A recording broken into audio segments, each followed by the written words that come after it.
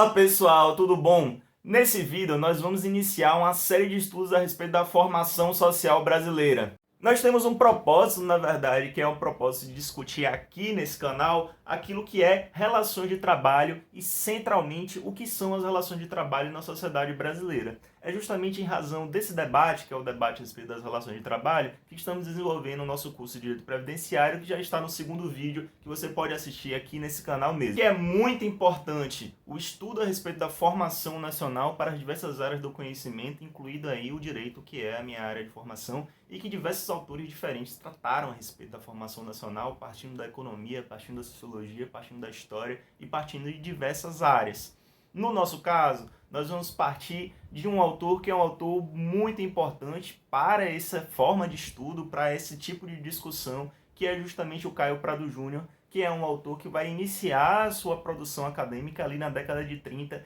e que vai ser considerado para muitos o primeiro marxista, ou pelo menos aquele marxista ali daquele período que conseguiu construir uma visão original a respeito da formação nacional do Brasil. Para se entender a obra de qualquer autor, e principalmente um autor da envergadura do Caio Prado Júnior, é muito importante você analisar a produção acadêmica dele em um sentido amplo, ou seja, você entender aquilo que ele produziu ao longo da sua vida e entender o que ele quis com cada produção acadêmica, com cada obra, com cada livro que ele escreveu. É justamente isso que nós vamos fazer aqui agora. Fazer um itinerário amplo da produção acadêmica do Caio Prado Júnior para ser o nosso primeiro vídeo de estudo a respeito desse autor que nós vamos estar publicando aqui no canal. Antes da gente começar a falar do autor, gente, eu peço para vocês que assinem o canal, curtam o vídeo e compartilhem com alguém que você acha que considere importante essa discussão a respeito da formação do Brasil.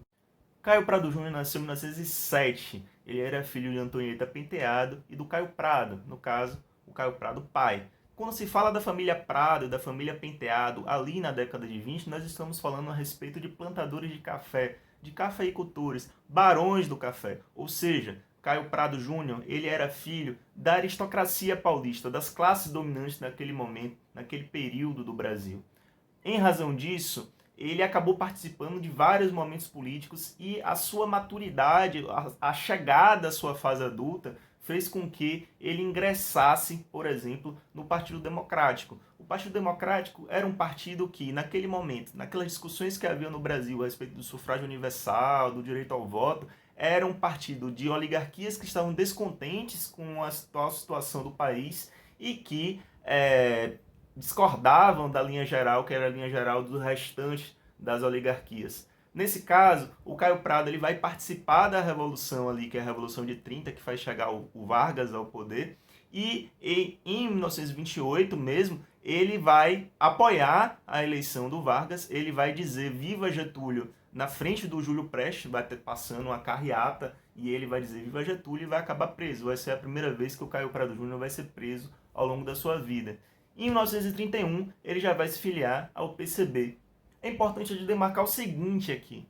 O Caio Prado Júnior ele vai chegar até a sua fase adulta justamente em um momento que era um momento de tremenda crise da sociedade brasileira. Ele vai amadurecer em um momento que é um momento de final daquela dominação, que era a dominação da República Velha, das oligarquias agrárias, exportadoras, e ele vai participar dos processos que eram os processos mais amplos de transformação do país, inclusive se desapontando com Getúlio e se filiando ao PCB ao final daquela década, que é a década de 20.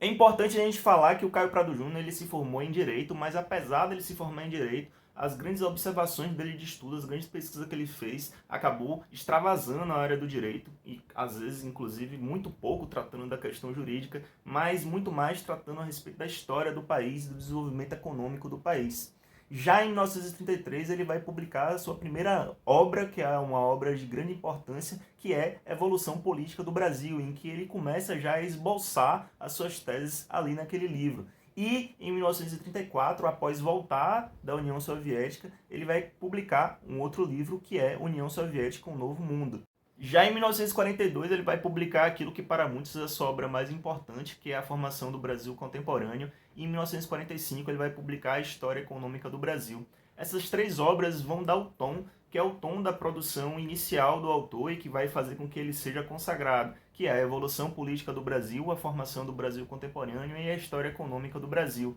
Essas obras vão tratar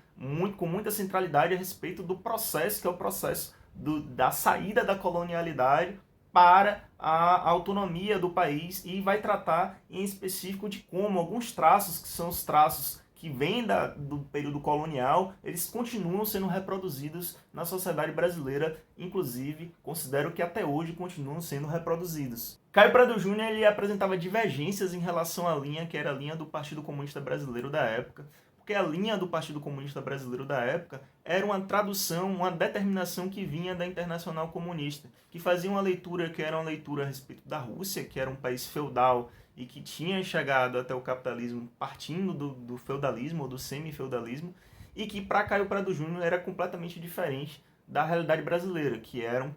país colonial e que estava aos poucos chegando até o capitalismo. Por conta disso, havia uma divergência que era uma divergência que se centralizava principalmente em relação às alianças. Por conta disso, Caio Prado Júnior ele acabava sendo um pouco escanteado dentro do partido, porque ele tinha uma leitura original e ele acabava divergindo naquilo que é, na verdade, um decalque de uma leitura que é uma leitura externa. Apesar disso, o Caio Prado Júnior ele foi colocado para ser deputado estadual, pelo PCB, eleito em 1947. E em 1948 ele foi cassado e foi preso pela segunda vez quando o PCB foi colocado na ilegalidade. A respeito desse debate, que era o debate a respeito da cassação, isso teve um peso enorme na vida do autor. Ele fez diversas assinaturas, ele participou da campanha, que era a campanha contra a cassação do PCB, falando, né, enquanto deputado na Assembleia Legislativa de São Paulo e também nas ruas, fazendo manifestações e coletando petições contra a cassação dos deputados eleitos pelo PCB na época. É importante também a gente ressaltar que em 1943 o Caio Prado Júnior ele vai fundar a Editora Brasiliense, que vai ser a editora que ele vai utilizar tanto para publicar suas obras ao longo da sua vida, a partir de 1943, quanto para abrir essa editora para que outros intelectuais progressistas de esquerda democráticos pudessem publicar seus textos, suas obras, seus artigos. E essa editora, que é a Editora Brasiliense, ela vai participar da vida acadêmica brasileira e da vida intelectual brasileira existindo até hoje.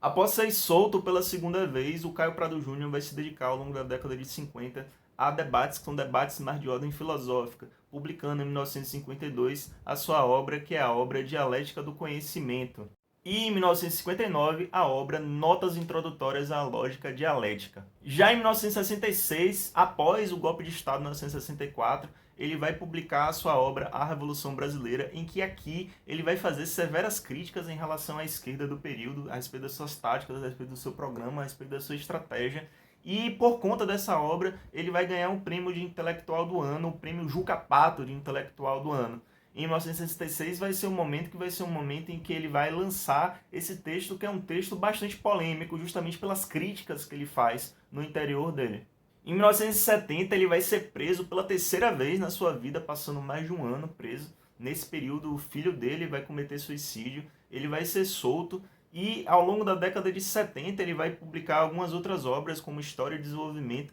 mas vai ser em 1979 que ele vai fazer um compilado de todos os seus textos que trataram a respeito da questão agrária, lançando o seu livro, que era o livro chamado A Questão Agrária no Brasil. Já em 1979, o autor ele vai ser acometido ali no final da sua vida pelo mal de Alzheimer, que vai ser uma doença que vai acompanhar ele até o final da sua vida, até a sua morte. No entanto, mesmo acometido por mal de Alzheimer,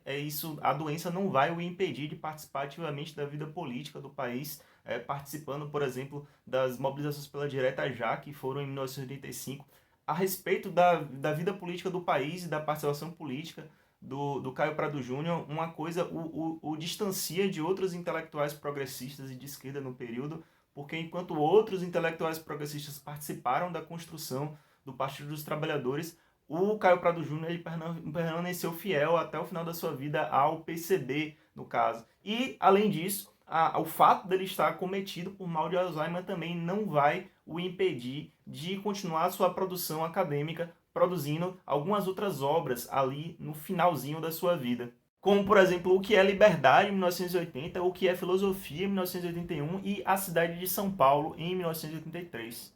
Já em 1990, o Caio Prado Júnior vai falecer, né, deixando aí um grande legado de várias e várias obras, artigos produzidos e publicados na Revista Brasiliense, através da editora Brasiliense, e outras obras, outros livros que também fazem parte da sua referência bibliográfica, mas que a gente acabou não tratando aqui nesse vídeo, mas que são de grande relevância para a produção intelectual brasileira. Ao longo da sua vida também o Caio Prado Júnior ele tentou por várias vezes ser professor universitário e ele elaborava teses que eram teses de livre docência, chegava a ganhar os concursos, mas era proibido ou pela ditadura Vargas, ou mesmo pela ditadura, pela democracia ali no pós-guerra, ou pela ditadura militar, de exercer essa profissão.